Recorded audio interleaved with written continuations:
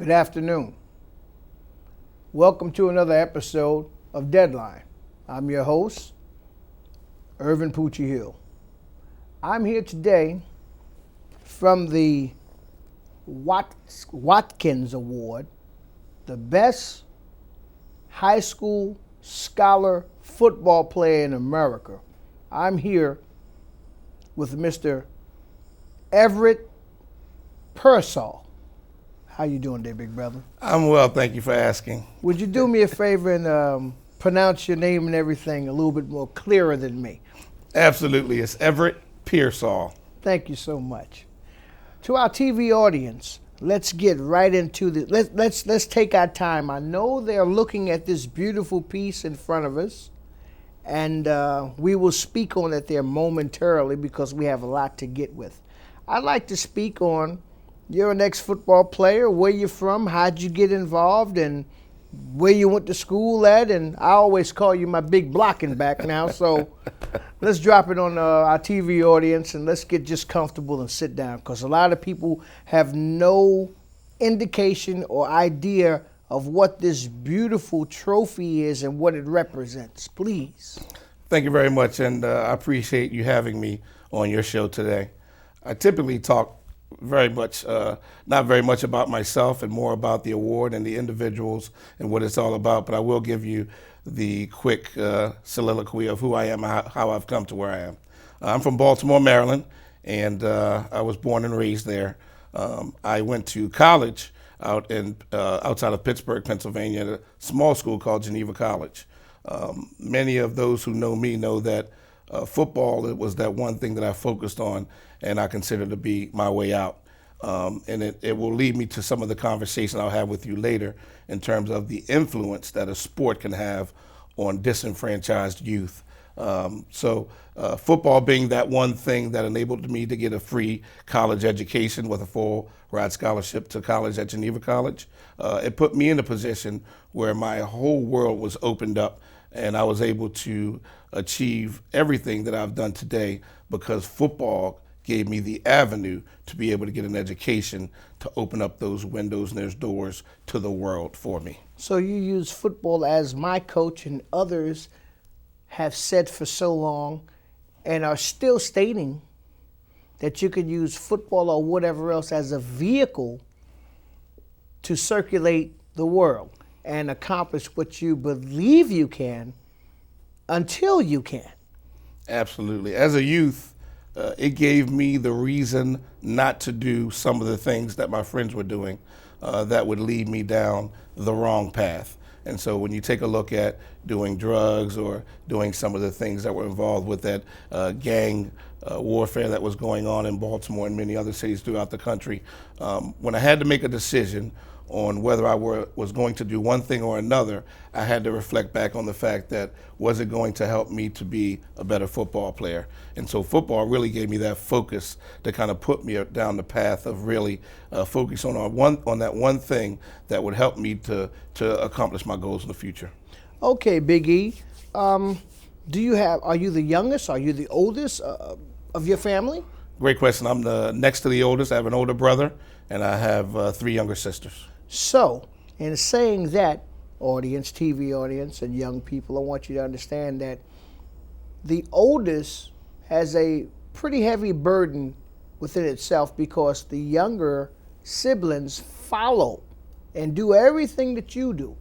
So did you happen to speak on that a little bit, how maybe your brother, if he was an athlete or was not, how he encouraged you to the left or to the right? My brother was a great example for me. He was about 4 years older than I am. He played baseball, basketball, and football, but mostly excelled in baseball. He did go on to college as well and played baseball in college. But he was a great example for me. And again, I kind of took my own path in terms of really pursuing football primarily, but really set a great example for me to then go on to be what I think to be sort of the protector of my younger sisters. Oh, so you was the pit bull of the family. Okay. Some might say. I had to put that out there for our TV audience. Did you get that, young people? There always has to be a shepherd. A matriarch is your father, but the shepherd is the next oldest or the next child, the next young male that protects the family and its name. The most important thing is to protect the name. Now, let's get into this Watkins Award. I hope that I'm speaking of it right when I say it's the best high school athlete, football player in America. That's saying an awful lot. It's heavy enough. It's pure granite and bronze. It's almost a replica of the college Heisman. It's so heavy and it's structured. It's a fabulous, beautiful piece. I'll first start out by thanking you for coming these last 2 years to an event and exposing yourself to some of the local individuals that have become a part of the Watkins Award. In as much as we've done 2 events consecutively, or at least 2 years apart, in Montclair. But I'll also step back just a little bit to kind of give you a little bit of history on what the Watkins Award is all about. I am the founder, or one of the founders, and the executive director of the National Alliance of African American Athletes. And we started this organization back in 1989 to put together programs that do things like the Watkins Award. And so we do SAT clinics, which is called SAT Scrimmage, all over the country, and we've done it for tens of thousands of individuals. We do football camps, youth sessions, mentorship programs, you name it, we've done it, in as much as we've been in existence since 1989. But one of our flagship programs that we put together that has really flourished is the thing that you've come to know and to come to see, and the trophy that you see before you, which is the Watkins Award. The Watkins Award, again, I'll just correct a little bit because it's become, and certainly one outside walking in today would view it as a football award, but we actually nominate the top baseball, basketball, and football players. And so this year and years past, the top 150 football players will get a nomination package in the mail. The top 50 basketball players and the top 50 baseball players. They'll all get nominations. I will tell you that over the last decade or so, football players have gravitated toward this award.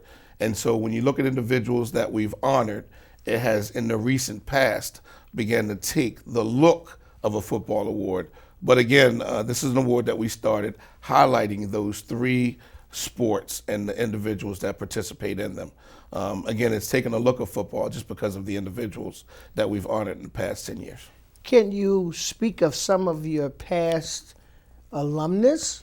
I certainly can. I'll start out by, because I'm in North Jersey, naming a few that rear from this area, and then I'll get out to some of those names that have become national.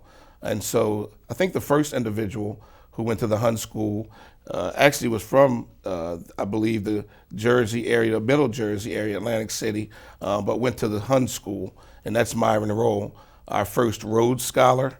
And obviously most of you know that he's up at Harvard now doing his residency, played a little bit in the NFL, went to Florida State and was an All-American. We've had Savon Huggins from St. Peter's Prep. Yes. And again, the individual who you met a couple of years ago, Shane Simon. Yes. And then this year, the individual, Aeneas DeCosmo. But talking about some of those national names. What schools, if you would, if you don't mind me, the last gentleman, Huggins, I think, went to St. Peter's? St. Peter, that is correct. And the other 2? Bergen. Aeneas went to Bergen. Bergen Catholic? Yeah, Bergen Catholic, correct. And the other one went to... Name escapes me, but it will come back to me. Okay. I'll also name Jameis Winston, Ted Ginn Jr., Gerald McCoy. Really? Just to name a few. But we've had, in as much as we've honored over 100 individuals for the Watkins Award, over 50 have gone on to play in the NFL or the NBA. Professional sports has been something that they have been able to accomplish because it has been one of their dreams. But more important to us, 99% of them have graduated with at least their college degree. It's almost become a competition now where the guys try to graduate in 2.5, 3.5 years as opposed to taking the normal 4.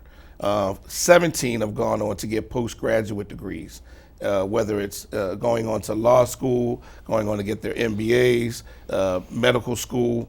A lot of them are accomplishing the things we thought they would at the age of 17 as they've continued down their journey. So basically this award here, let me be remiss if I am to say, your basketball players, because we have a lot of individuals that are into basketball and baseball, and you might as well put out there a couple of their names too for those that are in that particular sport that know those individuals, because this award is really phenomenal.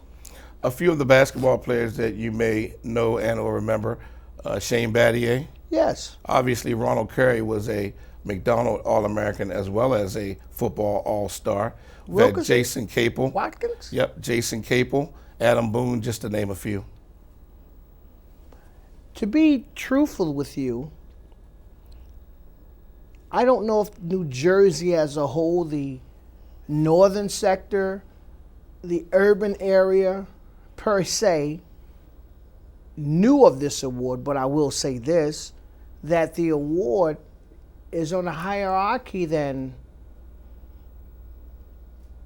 all city, all state, all county, all American, because it speaks of scholastics as much. As a matter of fact, scholastics are much more of a greater necessity than your athletic physical abilities. Can you speak on that there? Because this award speaks of the essential blueprint which you need to have in order to excel in your profession after your playing days is over.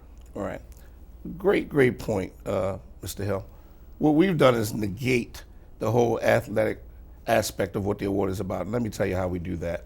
We have a process with which we ask all the individuals who have been nominated for our award to go through.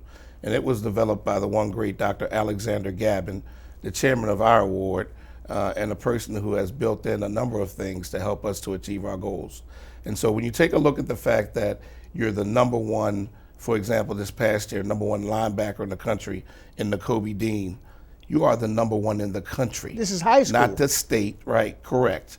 Not the state, not your county, not your city. He is the number one linebacker in the country.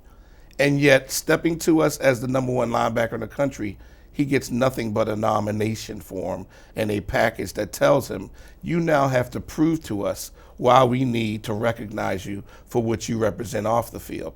And so in that package, we ask you to sell yourself to our selection committee by telling us what your grade point average is and doing the things that are involved in that package to prove that you give back to the community, you're a great student, your peers say great things about you, and you are a person that we know now at the age of 17 that 5, 10, 15, 20 years from now, you'll accomplish some of the things that our past individuals that are part of what we call the Watkins family have accomplished.